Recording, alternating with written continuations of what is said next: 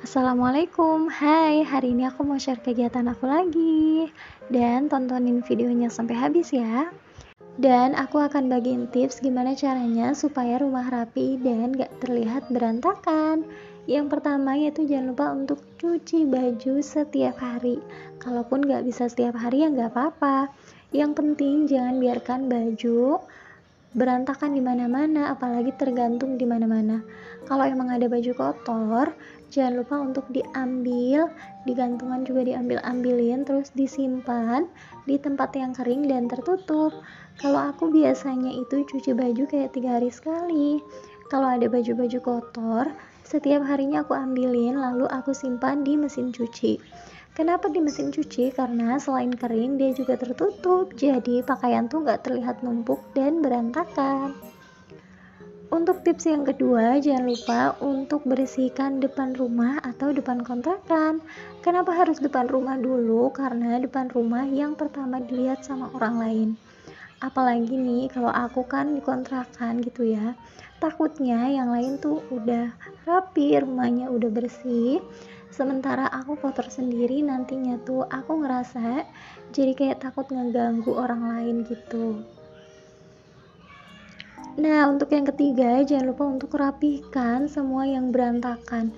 Untuk yang punya anak kayak aku, itu jangan lupa untuk dirapihkan mainan-mainan yang berantakan kayak gini. Ya, jangan sampai kita tuh kayak mikir, walaupun udah dirapihin, nanti akan berantakan lagi, jadi percuma. Gak ada yang percuma ya, teman-teman. Kalau yang berantakan udah kita beresin, udah kita bersihin, nantinya tuh anak kita kalau mau main lagi, itu jadinya udah bersih, teman-teman. Kita juga kalau ngeliat rumah berantakan kan jadi kayak pusing ya teman-teman, mood kita tuh jadi kayak gak enak banget kalau ngeliat rumah berantakan. Kalau udah rapi, udah bersih, kita pasti enak deh jalanin pekerjaan lainnya.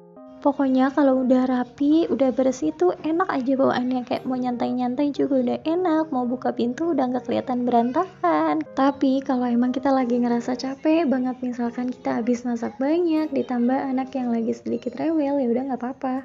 Kalau anak istirahat, kita ikut istirahat aja dulu. Karena menjaga kewarasan diri sendiri itu lebih penting banget teman-teman. Dan untuk tips selanjutnya, jangan lupa untuk disapu setelah diberesin.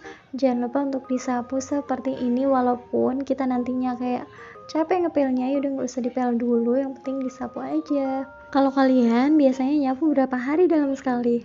Kalau ngepel paling cuma sekali ya, atau 2 kali pagi sore. Nggak mungkin kan kayak misalkan anak tuh lagi main terus berantakan ngeres, kita pel lagi, enggak sih. Kalau aku paling ya disapu, nanti sapu lagi kayak gitu. Kalau rumah nggak mau terlihat berantakan, walaupun kita misalkan lagi mager sama pekerjaan lain, tapi beres-beresnya jangan ikutan mager. Dan ini aku udah selesai nyapunya, jadi mau aku taruh dulu. Oke, setelah itu tips yang selanjutnya supaya rumah nggak berantakan, jangan lupa cepet-cepet untuk lipat pakaian yang baru aja kita angkat. Nah, kalau emang kita nggak rajin ngegosok pakaian atau setrika, atau nggak ada waktu untuk setrika pakaian, ya udah nggak apa-apa. Yang penting setelah pakaian kering, jangan lama-lama untuk dilipetin, apalagi sampai kayak 2 atau 3 hari baru kita lipetin. Nantinya bajunya tuh udah nggak disetrika, lecek pula, dan jadi kelihatan rumahnya tuh berantakan banget karena ada tumpukan pakaian yang belum dirapihin. Tapi akan lebih bagus lagi, akan lebih rapih lagi kalau kita setrika pakaian.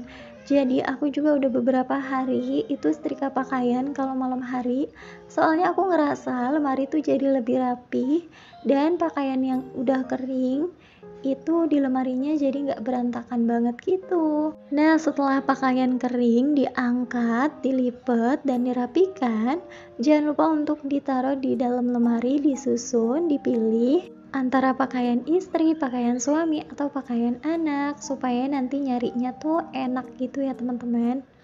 Oh ya, kalau emang kita mau setrika pakaian dan kita masih banyak kerjaan lain, nggak apa-apa kok ditunda dulu. Yang penting pakaiannya jangan lupa untuk disimpan di satu tempat. Jangan sampai dibiarkan menumpuk di sudut ruangan atau di mana aja. Karena kalau pakaian yang udah kering tapi belum dilipetin itu numpuk di mana-mana, rumah kita akan terlihat lebih berantakan dan takutnya nanti pakaiannya kotor lagi. Selanjutnya di sini pakaiannya mau aku masukin ke dalam lemari. Kalau kalian gagal fokus sama yang ada di atas pintu, jadi itu untuk sholat sajadah gitu. Nah, jangan lupa juga untuk simpen sajadah atau mukena atau kain bekas sholat suami itu di tempat yang sama di satu tempat. Kalau aku biasanya itu simpen mukena di belakang pintu. Soalnya kalau di dalam lemari takut mukenanya tuh jadi lembab dan bau. Nah, untuk tips selanjutnya supaya rumah nggak terlihat berantakan, jangan biarkan banyak paku di tembok kita atau di rumah. Jadi kalau banyak paku itu pasti banyak kesempatan untuk nyangkut-nyangkutin sesuatu, jadinya rumah terlihat berantakan banget teman-teman. Pokoknya sediain aja satu tempat, misalkan di belakang pintu untuk gantung mukena, gantung tas, atau gantung baju supaya nggak kelihatan berantakan. Tapi jangan taruh gantungan di dalam kamar mandi ya teman-teman, kecuali untuk gantung handuk pas kita mandi aja. Soalnya kalau nyangkut-nyangkutin baju di dalam kamar mandi itu nggak baik ya teman-teman. Dan tips selanjutnya jangan lupa untuk bersihkan kaca depan kontrakan atau depan rumah seperti ini. Tapi kalau bersihin kaca itu nggak wajib ya teman-teman. Maksudnya nggak harus tiap hari. Jadi kalau emang kita ngeliat ya udah kotor, udah berdebu ya kita bersihin kayak gitu.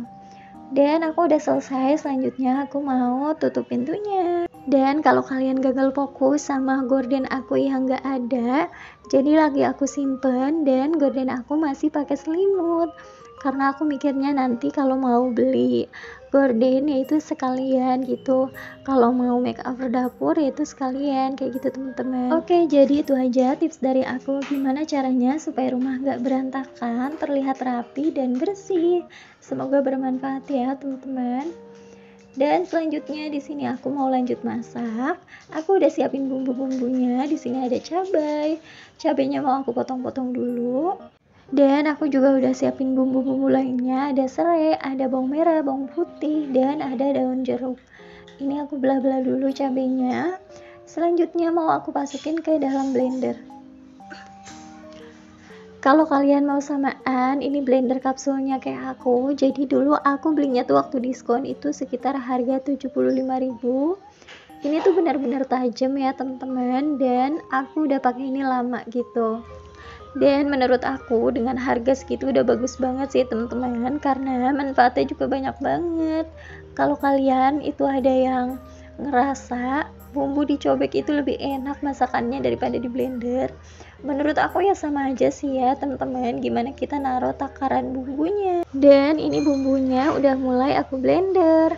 Kalau emang itu mau bikin bumbunya cuma sedikit ya udah nggak apa-apa, jangan lupa nanti ditaruhin sedikit minyak atau ditaruhin sedikit air. Kalau aku biasanya kayak gitu ya teman-teman. Dan setelah bumbunya halus, di sini aku mau angkat ceker yang aku udah rebus dari tadi. Ini udah empuk. Kemarin aku tuh beli ceker itu harga 15.000 dan ini udah aku masak setengahnya.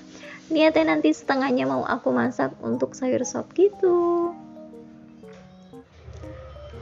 Dan ini cekernya udah siap mau aku olah. Setelah bumbunya halus, aku udah panasin minyak dan mau aku tumis. Jangan lupa diaduk-aduk pokoknya supaya nggak gosong. Aku tambahin lagi di sini daun jeruk, terus aku tambahin juga serai. Niatnya tuh nanti supaya cekernya nggak bau amis. Nah, karena suami aku nggak terlalu suka pedes, ini menurut dia tuh pedes banget. Padahal niatnya tuh mau ngasih suami masakan kesukaannya, karena suami aku suka banget ceker. Tapi ya karena suami aku nggak terlalu suka pedes, ya udah deh teman-teman. Akhirnya cekernya tuh nggak dimakan sampai habis. Sedih banget nggak sih? Padahal aku tuh naruh cabenya tuh bukan cabai yang merah-merah gitu ya, bukan cabai domba. Tapi udahlah ya, nggak apa-apa. Selanjutnya di sini aku mau tambahin air. Jadi aku tuh lagi bikin ceker mercon. Nah, kalau kalian mau samaan teflon anti lengketnya kayak aku, Ini tuh beneran anti lengket banget teman-teman, jadi mempercepat kita juga kalau lagi masak. Setelah selesai satu masakan, kita bisa langsung cuci atau siram dengan cepat, langsung masak untuk masakan lainnya. Dan kalau misalkan kayak goreng ikan, goreng ayam, atau goreng telur, ini tuh beneran anti lengket. Singkat cerita, jadi tadi aku udah selesai masak cekernya dan udah matang. Dilanjut aku mau tumis-tumis untuk bawang merah dan bawang putih karena aku mau bikin sayur. Aku potong-potong dulu ini untuk oncom. Jadi tadi ada tukang sayur lewat, aku beli oncom, ini harganya 1.000 teman-teman. Nah, di sini di tetangga-tetangga aku deket-deket sini tuh banyak yang bikin oncom, dan karena suami aku tuh suka oncom, aku juga ya, bagi kami tuh nggak apa-apa ya teman-teman. Kalau kalian biasanya suka makan oncom atau enggak? Dan biasanya oncom dimasak apa nih? Kalau aku dan suami itu lebih suka di sayur kayak gini pakai toge. Nah, enak juga sih yang kayak dihancur-hancurin gitu, ditumis, tapi aku tuh kurang bisa masaknya teman-teman. Jadi kayak rasanya tuh kurang enak bagi aku. Setelah mendidih, ini aku tambahin oncomnya, aku masukin, tambahin bumbu-bumbu juga, dan jangan lupa kalau udah sedikit matang gitu, ditambahin toge. Maaf ya, itu kompornya kayak kelihatan kotor banget, padahal enggak teman-teman. Jadi namanya kompor udah lama gitu ya.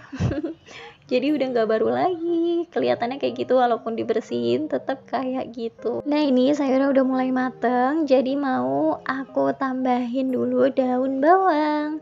Aku tuh masak sayur jarang pakai cabai, biasanya aku cuma pakai lada bubuk aja sedikit.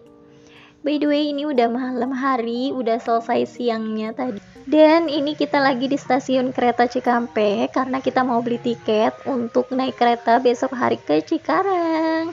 Karena suami aku untuk pertama kalinya naik kereta juga anak aku. Dan jangan lupa untuk tontonin video kita selanjutnya. Jangan lupa untuk juga like, komen, dan subscribe. Dan wassalamualaikum warahmatullahi wabarakatuh. Bye.